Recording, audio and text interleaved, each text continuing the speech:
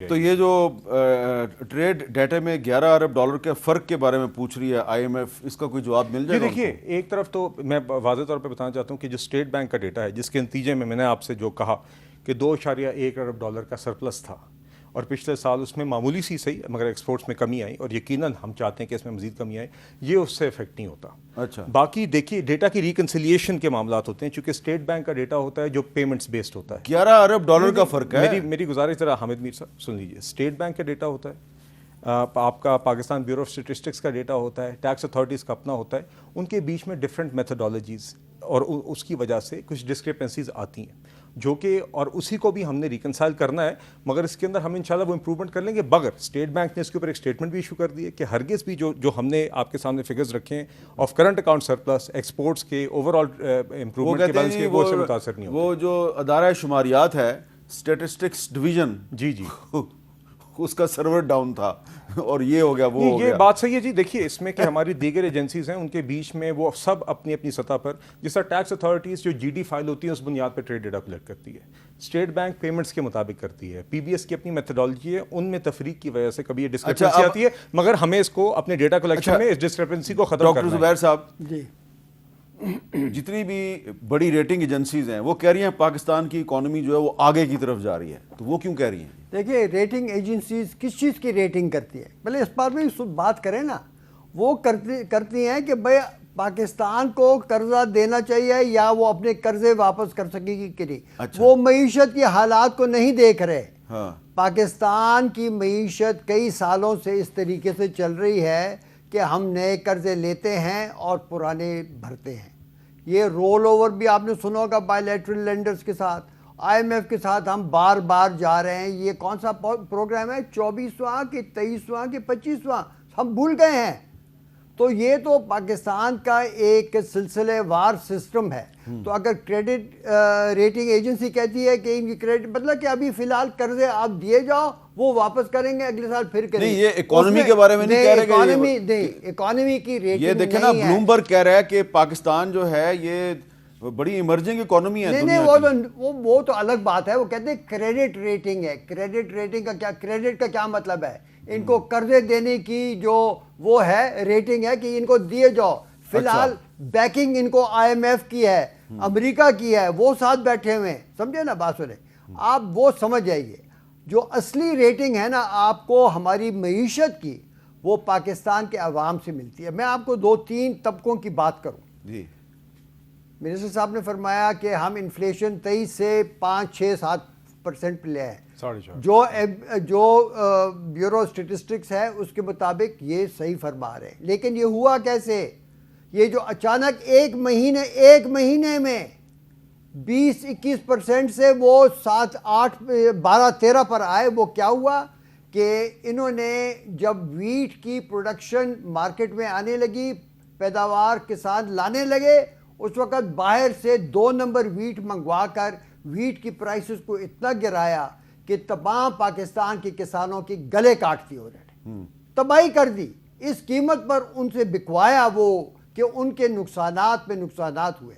وہ قیمت کی جو کمی تھی نا، جو ویٹ جو روٹی سستی ہو گئی، ہاں روٹی سستی ہوگی، آٹا سستا ہو گیا، وہ ہماری جو سی پی آئی ہے اس کا ایک بنیادی حصہ ہے، اور وہیں سے کئی چیزوں کے اوپر اس کا اثر ہوتا ہے۔ اگر آپ اس کی جو پرائس انڈیکس کے آپ جو بریک ڈاؤن دیکھیں، فوڈ پرائسز میں ایک دم ڈکلائن ہو گئی، لیکن باقی تو کور انفلیشن اور باقی چیزیں برقرار رہیں۔ وہ انٹرسٹ ریٹ کو 22-23% پر لے گئے، کاروبار انہوں نے بند کر دیے، اس کے ساتھ سارے طریقہ کار بند ہو گئے۔ تو اس کے بعد دیکھیں اگر آپ یہ سب چیزیں کر دیں اور آپ کہیں کہ ہم نے جناب یہ کنٹرول کر لیا، امپورٹس کنٹرول کر لی، معیشت بند کر دی، تو ہاں اس طریقے اس کو ہم اسٹیبلائزیشن نہیں کہتے۔ میں آئی ایم ایف میں پروگرام ڈیزائن کرتا تھا، یہ کبھی یہ طریقہ نہیں تھا، یہ تو معیشت کو بند کرنے آپ پروگرام ڈیزائن کرتے تھے کہ کسی ملک کی معیشت کا کیسے گلا دبایا جائے؟ نہیں، ہم یہ کرتے تھے کہ وہ نہ دبائے اور ان کی جو مشکلات ہیں وہ دور کریں۔ اب یہ جو پروگرام ہے یہ تو وہ کر رہے ہیں۔ انہوں نے فرمایا ٹیکس جی ڈی پی بڑھائے، بالکل درست کہہ رہے ہیں۔ دیکھیں ٹیکس جی ڈی پی بڑھانے کا جو ایک ٹارگٹ ہے، ایک ہدف ہے، یہ کوئی اکنامک پالیسی کا ہدف نہیں ہوتا۔ ٹیکس لگانے کے تین چار بڑے بڑے اثرات ہوتے ہیں. ایک تو یہ ہوتا ہے کہ حکومت کے پاس ریونیو آ گیا اور یہ اس سے سرکاری گاڑیاں خریدے اور ملک کو بھر دے سرکاری گاڑیوں سے مفت میں اڑائیں. دوسرا اس کا یہ اثر ہوتا ہے کہ اس کا جو انویسٹمنٹ کی جو ڈیسیجنز ہوتی ہیں سرمایہ کاری کی, اس کے اوپر بہت بڑا اس کا اثر ہوتا ہے. تیسرا یہ ہوتا ہے کہ اس کی انکم ڈسٹریبیوشن کے اوپر بہت بڑا اثر ہوتا ہے. اب انہوں نے کبھی بھی اپنے ڈسکشنز میں حکومت نے, نہ ہی منسٹر صاحب نے اپنی اسپیچ میں, بجٹ میں, کسی چیز میں ٹیکس کے ان پہلوؤں پر اور ان اثرات پر کبھی ذکر نہیں کیا, اس لیے کہ وہ تو ناقابل برداشت ہے غریبوں میں. تو میں جو کہہ رہا ہوں کہ اگر آپ نے عوام سے پوچھنا ہے کہ کیا یہ معیشت صحیح چل رہی ہے, ان سے پوچھئے جن پر ان ٹیکس کے برڈن آ رہے ہیں. ایک نہیں ہے, دیکھیں نا, غریب آدمی کے اوپر اگر انکم ٹیکس نہیں ہے تو وہ سیلز ٹیکس تو بھرتا ہی 18%, تو اس کی جو بھی آمدن ہے وہ سب چیزیں لگا دیتا ہے کنزمپشن میں, اس کے اوپر بھی 18% ہے. اور آپ دیکھیں جن کے پاس کریڈٹ کارڈ ہے, یعنی کہ امیر لوگ, ان کو چھوٹ دی ہوئی ہے کہ آپ کریڈٹ کارڈ استعمال کریں. یہ بڑے بڑے ریسٹورنٹ میں آپ جائیں, اب تو پیٹرول بھی ڈلوانا ہے تو آپ کو وہ کارڈ سے پیمنٹ کرنی پڑتی ہے. ہاں تو وہ کریں تو آپ کو چھوٹ ملتی ہے. غریب آدمی کے پاس کریڈٹ کارڈ ہوتا ہے. آپ سوچئے کیا ہو رہا ہے, ایک transfer of resources from the پور ٹو دا ریچ. یہ تو دیکھیں, اور آئی پی پیز کی بات کی ہے انہوں نے. آئی پی پیز کے جو ایگریمنٹس ہیں اس سے زیادہ ظالمانہ ایگریمنٹس پاکستان کی تاریخ میں نہیں ہوئے. وہ یہ ہیں کہ اگر آپ بجلی بناؤ یا ان سے خریدو یا نہ خریدو, آپ نے پیسے بھرنے ہوں گے. اچھا, اور یہ لوگ کون ہے, کوئی باہر غیر ملکی وہ تو نہیں ہے کہ جو ان کو بھرنا پڑا. ان میں ایک دو چائنیز کمپنی ہوگی, باقی تمام پاکستان کی جو پولیٹیکل ایلیٹ ہے, جو are in power, they are the owners. اور اس کی وجہ سے سرکولر ڈیٹ بھی ہے, اسی کی وجہ سے the highest electricity tariffs in the region.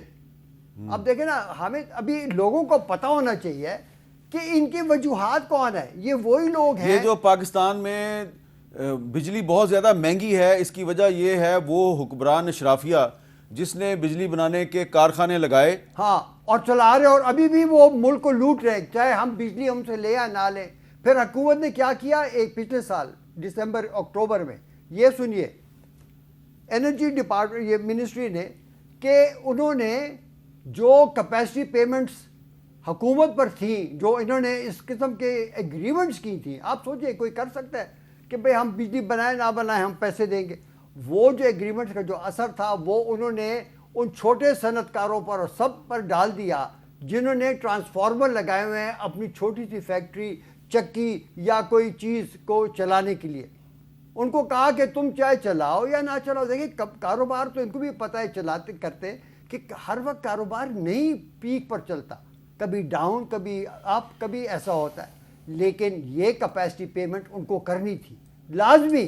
کئی لوگوں نے اپنے آپ کو اس سے خلاص کرنے کے لیے اپنی الیکٹریسٹی کنیکشن کاٹ دیے.